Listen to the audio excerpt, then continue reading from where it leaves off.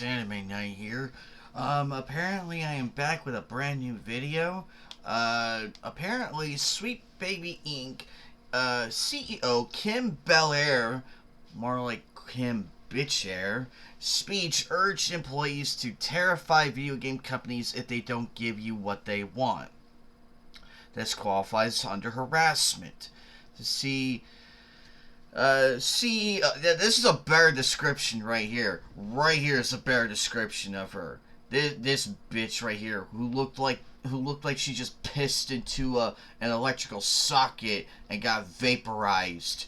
Well, too bad it fully vaporized her, but then again.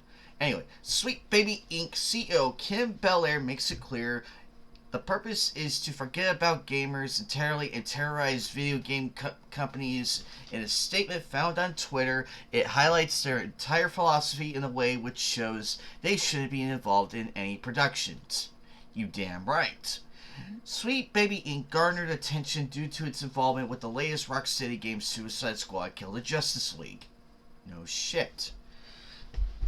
Much of the game's content was criticized for its lack of respect towards the source material. The company has been associated with several other controversial games, including Starfield, Forspoken, Gotham Knights, Spider-Man 2, and the reboot of Saints Row. Yeah, they're involved with the disaster that is Saints Row and Spider-Man 2. Yeah, they got what they deserved, honestly, because it's so bad, which led to the closure of its developmental studio, Volition, which is a tragedy in and of its own. I mean, I'm pretty sure they're a good company and everything, but they had the wrong people giving them consultation and everything. It could have been a great game, it could have, but no, this crap had to happen.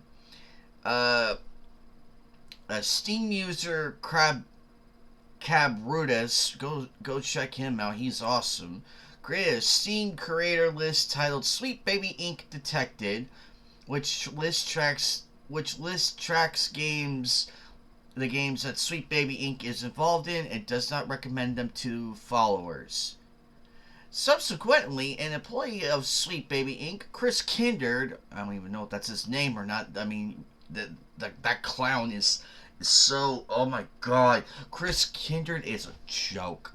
Uh, made attempts to have Cabrutus and his stream creator list titled Sweet Baby Inc. Detected removed. Kindred took to X to voice his concerns, stating, the Steam creator harassment group Sweet Baby Inc. Detected is led by this person, Crab Russo Rombo.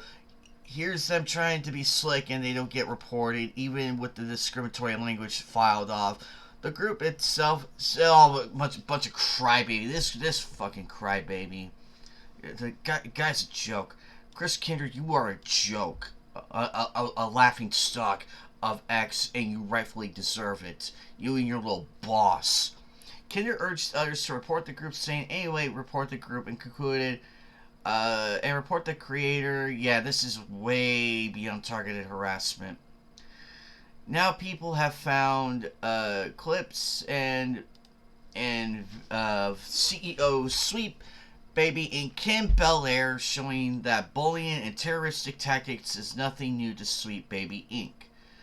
Posting a clip from a game developer conference, GameSosh exposed Kim Belair, the co-founder of Sweet Baby Inc. Kim Belair proudly explains the method she uses to force bosses at game studios to censor, alter, and diversify game projects she feels are problematic. Terrify them, aka threaten them with the anger of the count.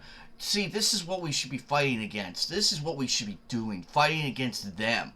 Not threaten the cancel culture. No, we don't threaten them. We're better than that. We can actually tarnish them and make them look stupid, because these people are stupid. I'm going to get into this in a moment. The CEO founder of Sweet Baby Inc., Kim Belair, proudly explains the method she uses to force bosses at game studio to censor, alter, and diversify, and same thing. In the full video clip, Kim Belair makes it clear that Sweet Baby Inc. dev philosophy is to forget about the core audience, force diversity into its games, sneak it in there if necessary, and use terror tactics and threats if you don't get your way. Kim Bell. Oh my lord, my god, oh my god, it's even worse. Kim Belair continued. Also, don't fall into this trap that I think a lot of people fall into, which is they think, oh, okay, don't worry, we can include everyone by making this like a single default universe experience that is usually representative, because usually like all that means, as it in the dating example, is that you're aiming at your core demographic and you're probably invisible, leaning towards the dominant societal voice, even if you don't realize it. And if you're in development and you are part of that dominant voice, you're like, oh my god. I am not saying this because this is stupid. Do not wait to end the call. Do not wait until the end to call your consultants. Bring them in at the beginning. God, this bitch! I swear to God. She added, and instead of asking him, "Hey, is this very racist thing we did very racist, or is this deeply offensive thing we did deeply offensive? Are you hurt by that?" Ask them what they want to see. Like, ask them what would thrill them, what would bring them joy. And if you have a team lead, put that request to them very, very early. If you're creative working in AAA gaming, which I did for many, many years, bullshit, you are not a gamer, lady. You are not a gamer at all. You are just a DEI. That's all you are, lady. Put this stuff up to your higher-ups. And if they don't see the value in what you're asking for, ask for when you ask for consultants, when you ask for research, go have a coffee with your marketing team and just terrify them with the possibility of what's going to happen if they don't give you what they want. This lady needs to be thrown in prison. I swear, she needs to be thrown in prison. The statements by Sweet Baby Inc. CEO only make matters worse for the company, which is already embedded in so many problems from the core audience who don't want this nonsense in their entertainment. Correct! We don't want this bullshit in our games. Forced diversity is not welcomed here. Basic diversity is fine as long as it's not forced, which we have been doing for the last 40 years. Give or take. Jesus. What do you think of the exposed Sweet Baby okay, so basically over here by Packer Girl, shout out to Packer Girl. This is the Game Developer Conference Narrative Summit. That's what was shown in the tweet. Action-oriented visual, collaborate, and multidisciplinary comics and games are natural allies. And adaptations of comic book IPs and video games multiply every year. In 5 bite-sized, nutritious micro-talks, oh my god, who the hell says this? Who says that? A panel of pros from both disciplines gathered to share practical tips and knowledge to inspire and inform game devs of all stripes about adapting a comic book IP into a game from conception to release, the canon, and how to approach it, especially when dealing with marginalized characters whose portrayal must evolve even while the rules don't. I don't like that speak. What publishers and licensors need from story teams, and what makes the best IP collaborations work. Techniques comics can lend to making better games. How to build any game stories from the ground up so they have the potential to be adapted into other forms.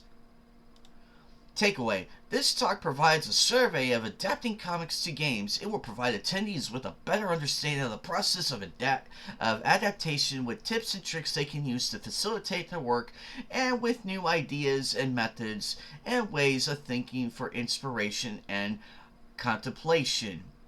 Intended audience. This talk is intended for game writers and designers at all career levels who wish to deepen their knowledge of comics in relation to games, discover a new love for comics and their techniques, or simply sit in joyful camaraderie with others who are interested in comics. Good God. Okay, it goes on to say, make that 2 panels featuring Sweet Baby Inc. CEO Kim Belair, The Black Designer's Dilemma. Prepare to immerse yourself in an insightful panel presentation that transcends the traditional format. Building on the positive responses from last year, our session introduces design challenges that tackle company culture issues affecting black designers. Join industry experts and professionals in collaborative problem solving and gain actionable insight for reshaping company cultures to empower black designers. Basically, we are gonna bully you if you don't go along with our toxic agenda and our way out there tactics, because we could threaten you and your job. This is what they want to do. Takeaway: participants will exit this session with a comprehensive understanding for strategies for empowering designers within studio environments to create communities that empower diverse perspectives. Attendees will learn how to engage in interactive design challenges, collaborate with industry leaders, and develop actionable plans for driving positive change. This panel fosters innovation in a way that elevates your approach to company culture. Intended audience: this panel welcomes professionals of all sectors of the gaming industry, including designers, studio executives, HR managers, and team members. No specific industry experience is necessary, making this section accessible to those who seek to foster inclusivity within company cultures. Jesus Christ. I am losing brain cells just by reading this crap. Of icebergs, GDC will have a hippie workshop, climate crisis workshop. Use your game developer superpower. Oh, come on! This has no business being in here. Okay, I gotta read this. This full-day interactive workshop returns for the third time, streamlined and improved to teach teams and individuals how to integrate climate change and climate resilience messaging into their games. Through expert lectures and hands-on design activities, participants will both better understand the climate crisis and unlock their own superpowers as game developers, immediately applying new theory and practice to develop an original game pitched by the end of the day. This is bullshit. No one wants this in their games. The only movie that made sense was Ferngully. At least had a positive message into that. But that's it. Anyway, join us and become equipped to impact gamers and ultimately change the world with actionable game design approaches. Takeaway: participants will gain a deeper understanding of the downstream impacts of the climate crisis on individuals and understand approaches to build people's resilience to those impacts. Yeah, we're building resilience to your bullshit. Participants will learn fundamental transformational design approaches and practice applying these approaches with guidance from the workshop leaders. Oh my god. I can't take this seriously. Jesus Christ. Participants will leave this workshop empowered with the knowledge, approaches, and process necessary to add effective climate resilient messaging to their case. Who does this? Oh my god. Intended audience: anyone making games in any role, both individuals and teams, are welcome to attend. Wow, that was very short. Okay. Educators Summit: prototyping Afrofuturism, abolitionism, and climate justice through games education. I don't like that. How can educators support students in learning anti-racist game design skills through prototyping on policy Afrofuturistic worlds? This talk provides answers to this question, sharing principles from learning experience design generated through an educational psychological research study on learning in an Afrofuturistic and abolitionist themed critical game jam through a series of design activities.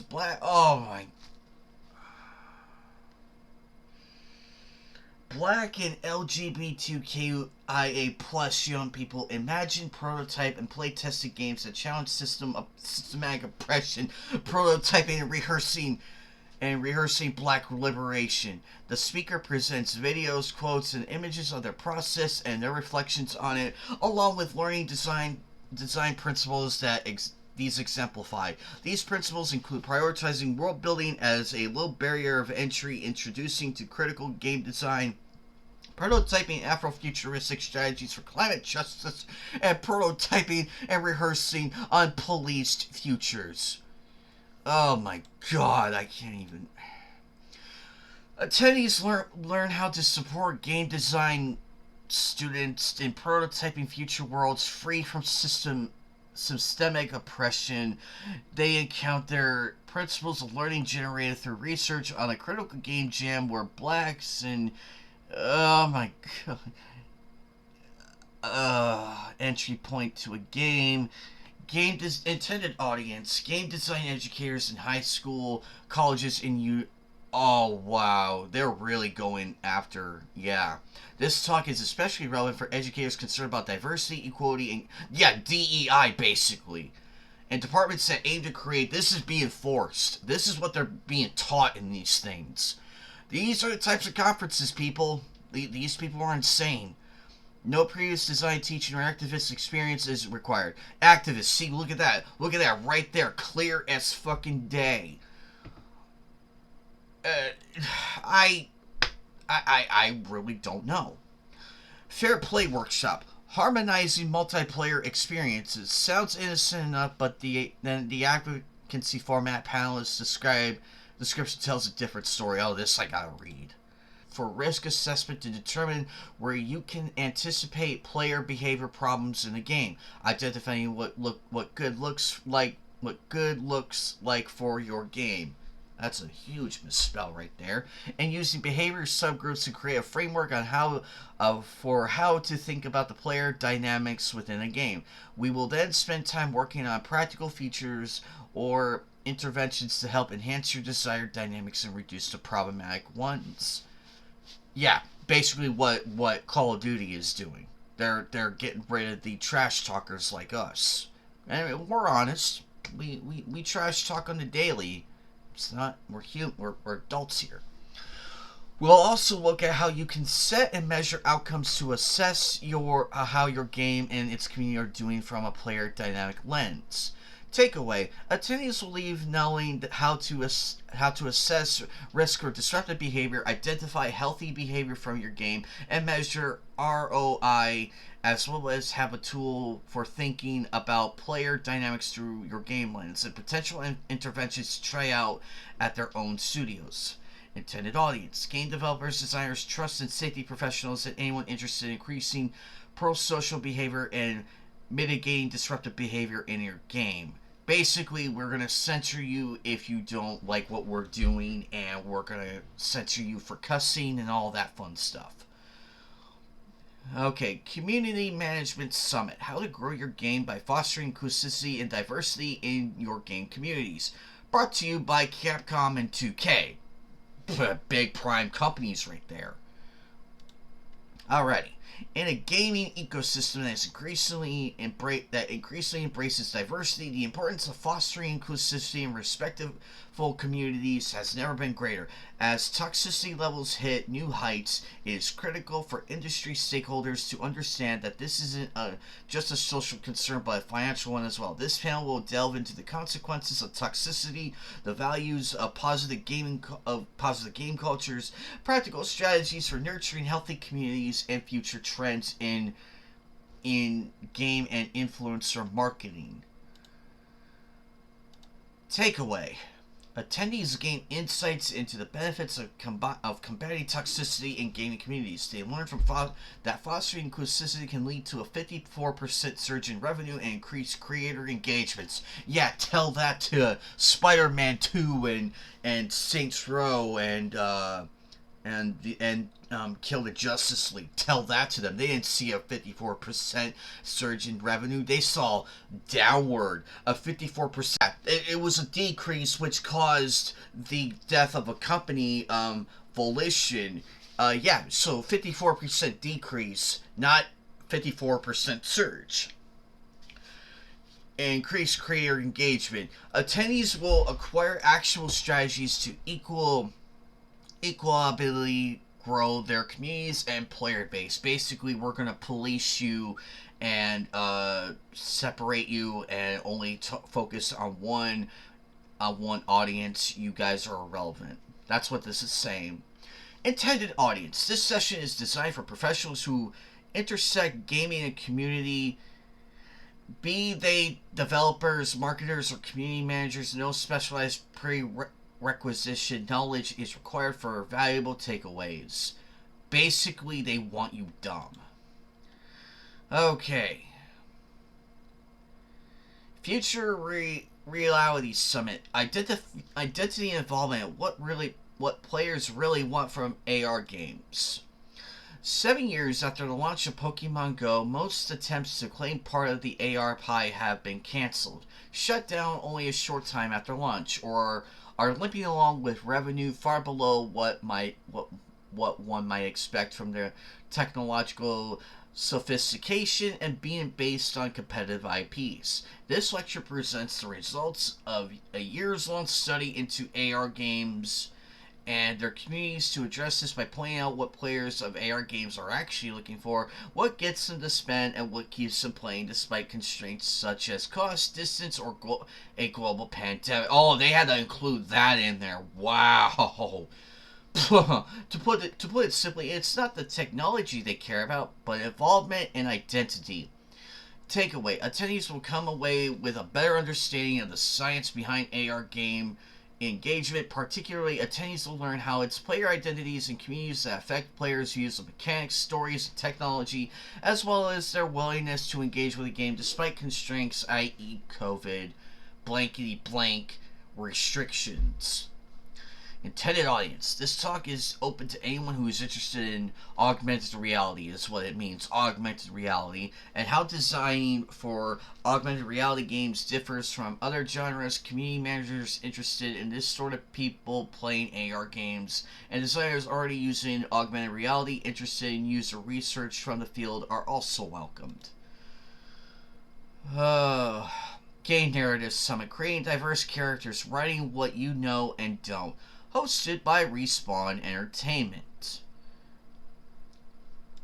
This lecture looks at character story and representation as a spectrum with two ends. Writing a storyline that directly addresses an aspect of a character's identity and having a character who merely is an identity, and how to navigate writing for both as well as the world they inhabit. Examples are provided in terms are defined. This lecture also covers different methods of support, consultants, reader groups, etc. Basically, Sweet Baby Inc. You could look at that one. One can look into in order, ensure representation is done respectfully and authentically, and the succession and pain points of writing to one's own identity. There is a question and answer portion. Takeaway: attendees will be able to understand the difference between writing your identity and not writing your identity, and learn how to find supportive for saliency. I don't know, where do these people come up with these words? They will learn how to find opportunities that enhance the authenticity of diverse characters. Basically, we force you to play as this character, and you can't and you're this, that, and the other if you choose to be this, that, and the other. Intended audience. The intended audience is for those who are interested in creating diverse characters and or those wishing to gain more internal or external team support for their work. There is no prerequisite knowledge necessary. All relevant words will be defined. Basically, forced identity and everything. We're gonna do this and that to IPs and to the main characters, and we're gonna do what we did with previous games and make them bad. Fair Play Summit, non-binary by design. Oh my god, here we go again. Jeez. Let's see. Persistent gender roles within the gaming industry inform a great deal of the content that gamers and devs observe, interact with, consume, and ultimately make. Joy Greylock. Oh my.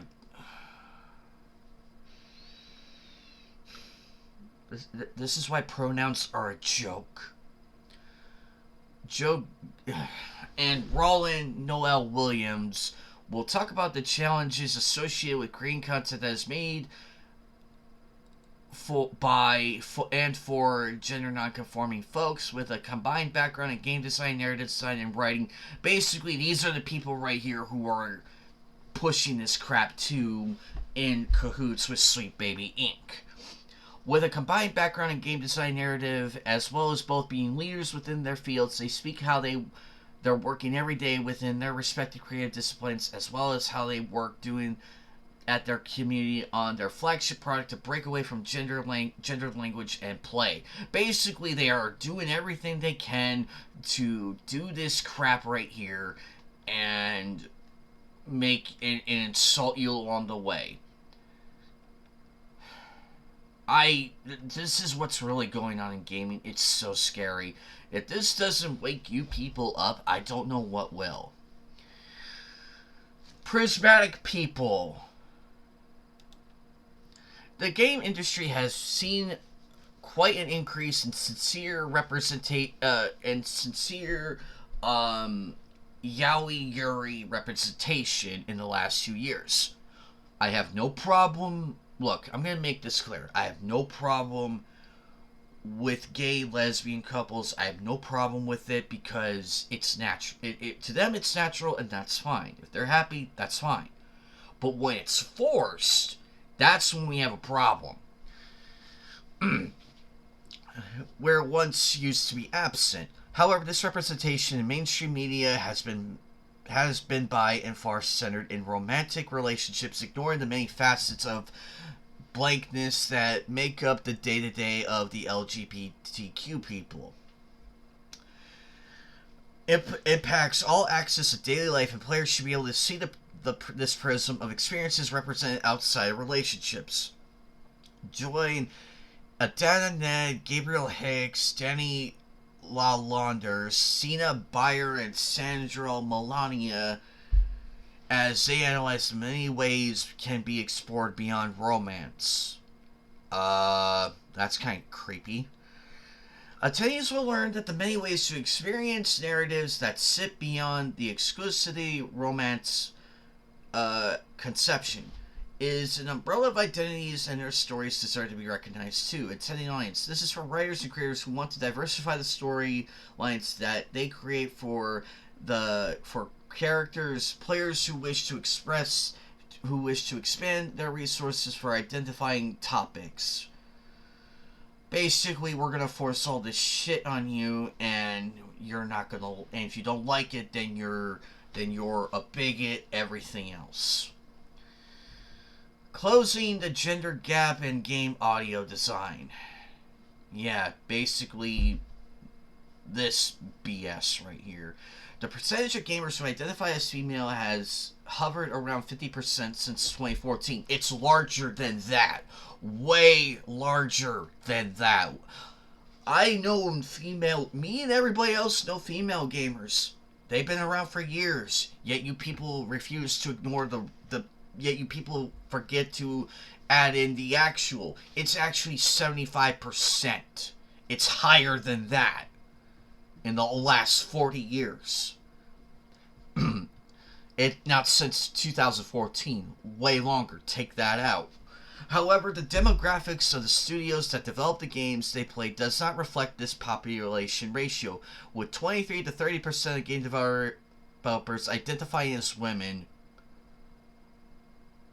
I have a question about that, but I'm gonna leave it. There's a lot of ways you can go into that, but how many people? You get my point. You get where I'm going with this.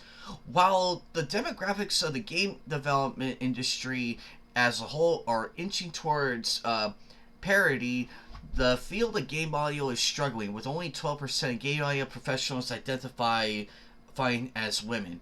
Why is this game audio industry falling behind in creating a more equitable and diverse community? Join a distinguished and accomplished group of women developers as they tackle this issue through insightful discussions of the underrepresentation of women in game audio and how it relates to the game development industry overall. Panelists address the underlying causes of inequality unique to game audio and strategies for building a more gender diverse industry. Discussion topics include recruitment, education, language, messaging, work environment, safety, and leadership. Okay, last one. Black Developers Matter Roundtable. Embracing diversity in tech, from developer teams to inclusive products, presented by the IGDA. The gaming industry stands as one of the most pioneering fields in our society, constantly evolving from its origins in arcades to the era of the home consoles, transitioning from 8-bit cartridges to immersive virtual reality, and embracing the shift from handheld devices to the realm of augmented reality. The time has come to revolutionize just not the technology, but also the way we engage in the developmental process.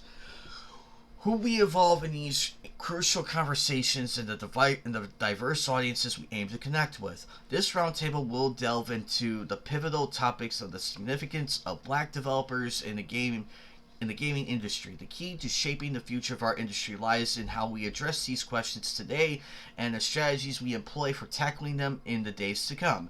Takeaway: attendees will leave with an understanding of how to better support diverse team members, brainstorm how to solve problems with diversity, and how to create a more welcome workspace for black team members. This is for anyone interested in improving diversity. Yeah, they talk all this crap right here, yet they go and harass and basically and basically do this.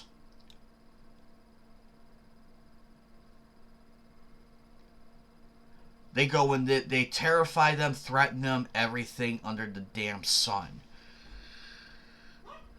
It's ridiculous.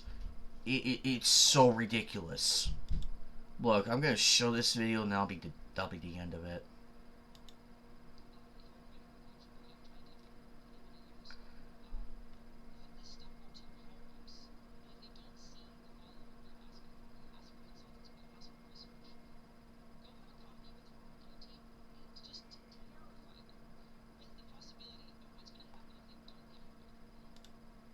And that right there, ladies and gentlemen, is why this is happening and they got exposed.